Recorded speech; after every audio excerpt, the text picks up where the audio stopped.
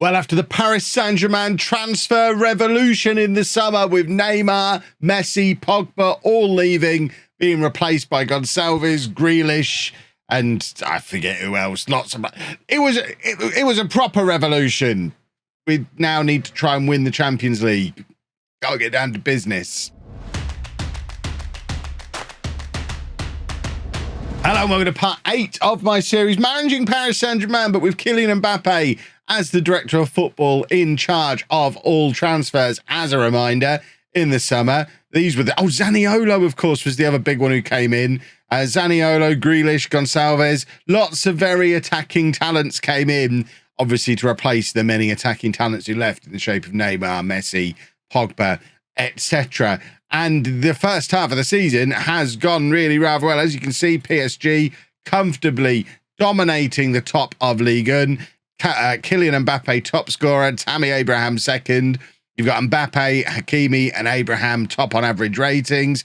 Mbappe's got most assists, Abraham most man of the matches, Donnarumma most clean sheets. The only thing we're not the best at is getting yellow cards, which is very, very sad. But I think it's safe to say that's going to be wrapped up as it has been every year of the save so far. Champions League has been a little bit more challenging.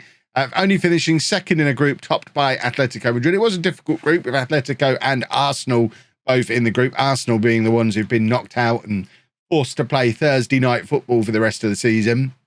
But the Champions League doesn't get any easier from there either, because we've once again drawn Manchester City in the first knockout round. That is going to be tough. Manchester City, who are, I mean, obviously they're now without Jack Grealish because we've taken him. But they are dominating the Premier League for longer than we've been dominating the Ligue 1 for. So I think it's going to be a challenging one. It might not be this year that we win the Champions League. If we have a look through our Champions League history over the course of the save so far, which is in here, isn't it? If we go Champions League. So far in the save, we've lost to Atletico Madrid in the quarterfinal, Bayern Munich in the quarterfinal, Liverpool in the semi-final, and then last year, Manchester City, first knockout round. We've got to try and do it again this year, but this time without Messi and Neymar. There is money to spend this January as well, £60 million left in the transfer budget. There's wage budget left over too, so let's get through January, see if Killian's got any more transfers in mind, and then worry about how we're going to get past Manchester City. He is at it again, just collecting attacking midfield players. Youssouf Demir is a Paris Saint Germain player for £28 million. Comes in from Salzburg, where he's been having a fantastic season for them. 14 goals in 18 appearances. And I think this probably spells the end for Christian Pulisic and his time here, because he's the one who's been really struggling for game time. If we have a little look, only 2 starts this season. Also, Gabriel Jesus, I mean, only 10 starts for him, largely on that right-hand side, where Demir is likely to be hanging out now. There he is, look, Youssouf Demir. In addition to Demir coming in, we've also sold Karaviev, who came in 2 summers ago, I think. He's gone to Lyon for £8.5 million. So we've taken a slight loss on him as our backup right-back after playing 9 games in a year and a half or so. We're only halfway through January. There is still money because obviously we've sold one, bought one. There's £37 million left to spend. I imagine, based on what I've learned so far in this series, he's just going to go and sign another attacker, because apparently that's all he knows how to do. Just more attackers, please. Never mind the fact we're playing Trevor Chalobah in midfield. We need more attackers. Another week has gone by. Another one of the flop transfers from last year is gone. Nicola Morrow, who we brought in for £7 million, played him 5 times, sold at a slight loss to AEK Athens. We've also potentially got 2 more midfielders leaving and another one coming in. Marco Verratti and William Carvalho, both 33 years old, out of contract at the end of the season. Verratti is just waiting on a work permit for a move to Manchester United. Carvalho looks like he's probably going to Sevilla. We are trying to bring in Tommaso Pobega from Sassuolo as, I guess, a replacement. We need more than that. If we're already light in midfield, if we're losing these 2, we need more than Tommaso Pobega. Please and thank you. About 10 days of window left. So we've made it through to deadline day. Pobega has come in and then immediately got injured, which is really handy with our whole no midfield problem. Carvalho and Verratti are both confirmed to be leaving in the summer. We could really use a midfielder today, Killian. What are we looking for? Let's have a look. Deadline day rumours. Nikola Milenkovic moved to Tottenham for 66 million. I mean, I'd be surprised if he went. I wouldn't be at all upset if we got that kind of money for him because he's not a regular starter for us. The only thing we're being linked with is a deal for Merih Demiral, who, hold on, we've already got him. He's our player. Oh, no, I was going to say, he's already our player. We don't really play him either, but Tottenham are interested in him. So Tottenham potentially interested in two of our centre-backs, which is a bit of an interesting one. The only player we're linked with is Néstor Casas, who is an Argentinian new-gen striker that we've already made an offer for. So he's probably coming in because we need more attacking players. And Tottenham are actually linked with three of our centre-backs, Milenkovic, Demiral and Chalobah. I suspect they're probably not going to sign any of them. Never mind all three of them. But let's see what happens, shall we? That would be deliciously Spursy if they just brought our three backup centre-backs from us for £200 million on deadline day. I'd like it a lot. Right, just make sure our squad registration is up to date. It is. We're good. Yeah, come on. Just get us through deadline day.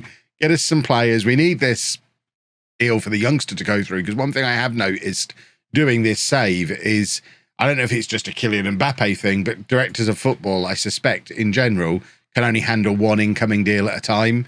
And it looks like this one has happened nice and quickly. Néstor Casas is a Paris Saint Germain under-19s player. Not really what we needed on deadline day, but you know what? We'll welcome him in anyway, give him a squad number, get him registered, and then that should open the door for more business. And in fact, that's exactly what it is. We're going to try and bring in another backup centre-back. Right back, sorry. Of course we are. Nahuel Molina from Udinese. I mean, I guess we need a backup right back. We've sold ours, but it's not exciting, is it? I mean, it is a player. It is just an area we need to strengthen. I guess it's more sensible than bringing in another attacking midfield player. And there we go. Molina is in as well. He's never going to get past Hakimi, but at least we've got a backup right back now. I need to check in on how much money we've actually got left. Yeah, we're probably not going to do any more business. There's 10 hours to go. Unless Spurs come in and buy at least one of these defenders that they were linked with, I suspect our deadline day business is complete here. But with 9 hours to go, we will keep letting the clock tick down, see what happens. Don't want to talk to any journalists. Do I look like Kylian Mbappe to you? I have no input on what we do as part of this window.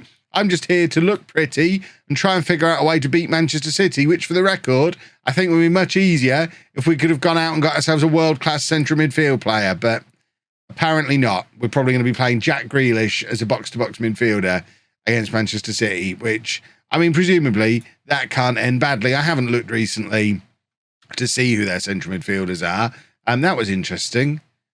There was something on there about central midfielders, almost as if our fans, could we find a way to get better in centre midfield? Yes. The priority has to be central midfield. Yes. These people get it. I get it. How is Mbappe the only one who doesn't see that that's what we need? Arsenal have now made a £40 million offer for Zinchenko, which we've turned down. This is bonkers. He's a player we don't really use. We sign him for £6.5 million. Yes, we take 40 million for a 29-year-old who we don't really use. And then we use that money to buy a world-class central midfielder that even the fans know we need. Come on, Killian. What have we got to do to make him see things the way we all see things?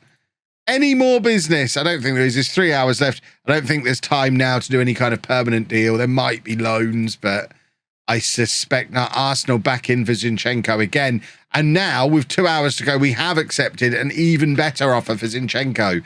£44.5 million for Zinchenko, but no time to reinvest that money.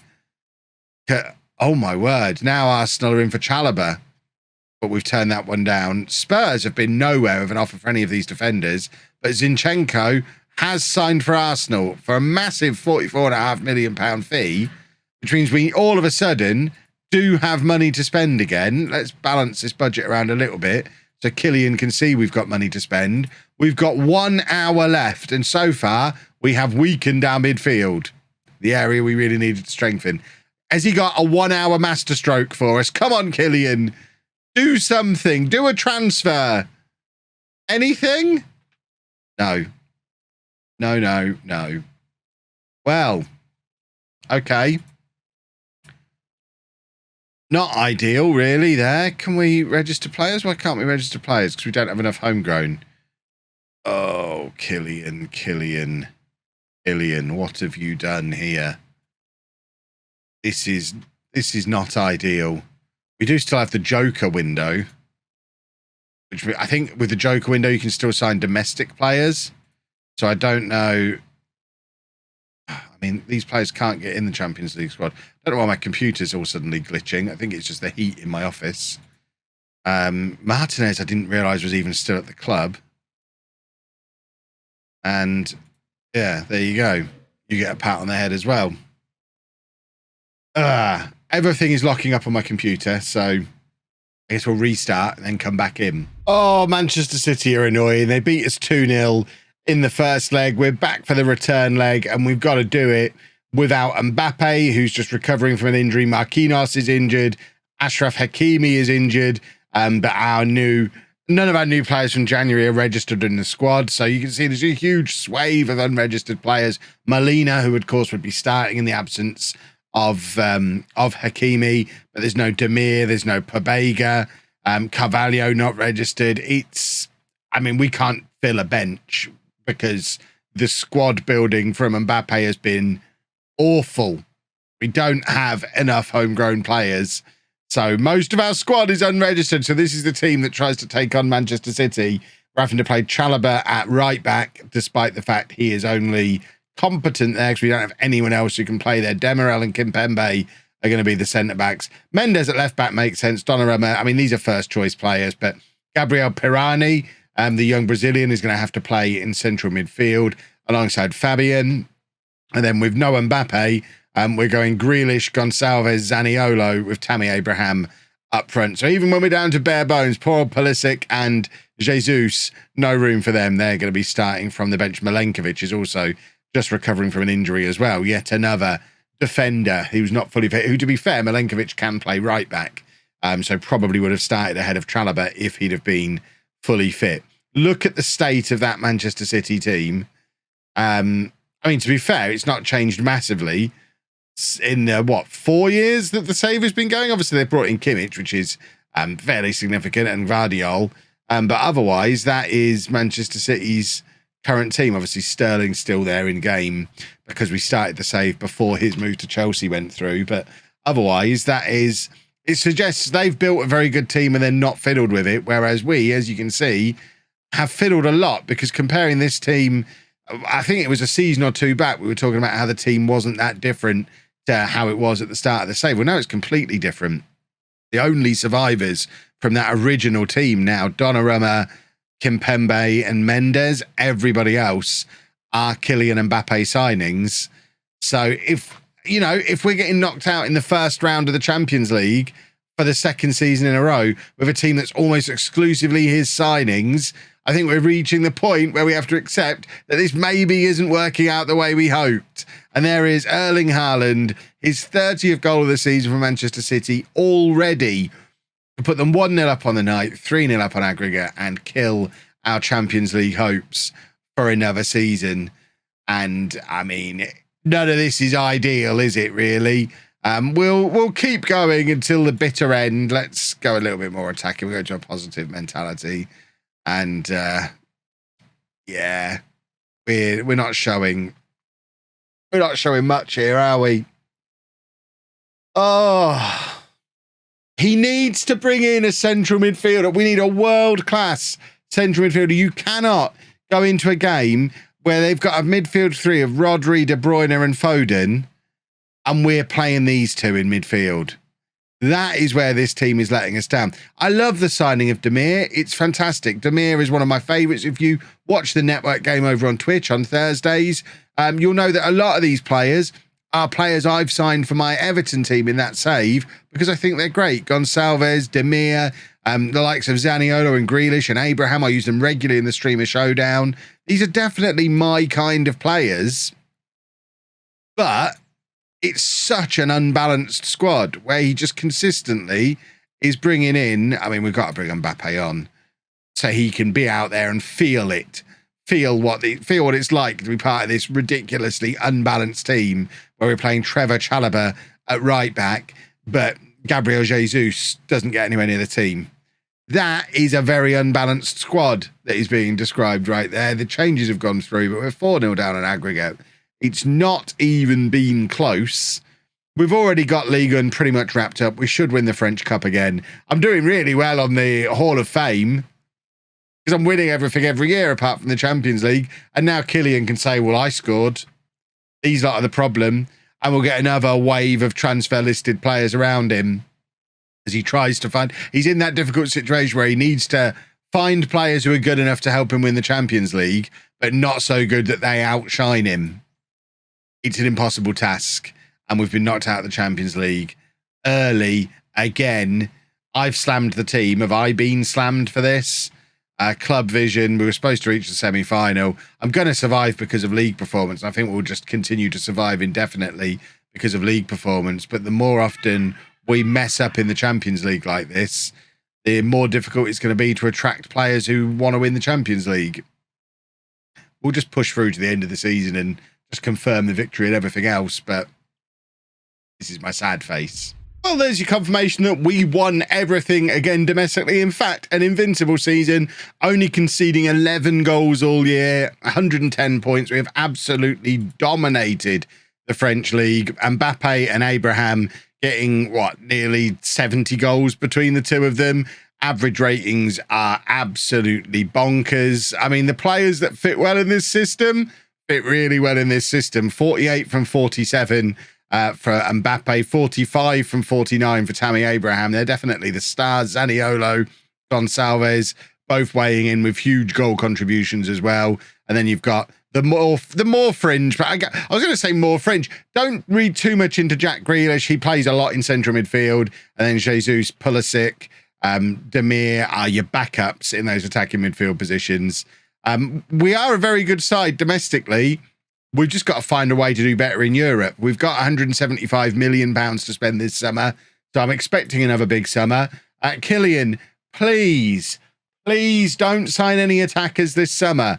I promise you, we are good in the attack. What we need is 2 world-class central midfielders. Go out and get 2 of them.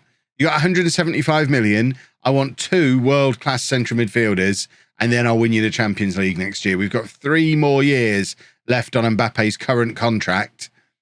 That's our deadline. Champions League. We've got to do it. But we do need the right players. This squad has proven again to be stupidly imbalanced. If you've enjoyed that, please make sure you leave a nice big thumbs up on there for me. Subscribe to the channel for daily Football Manager videos. And thank you very much for watching.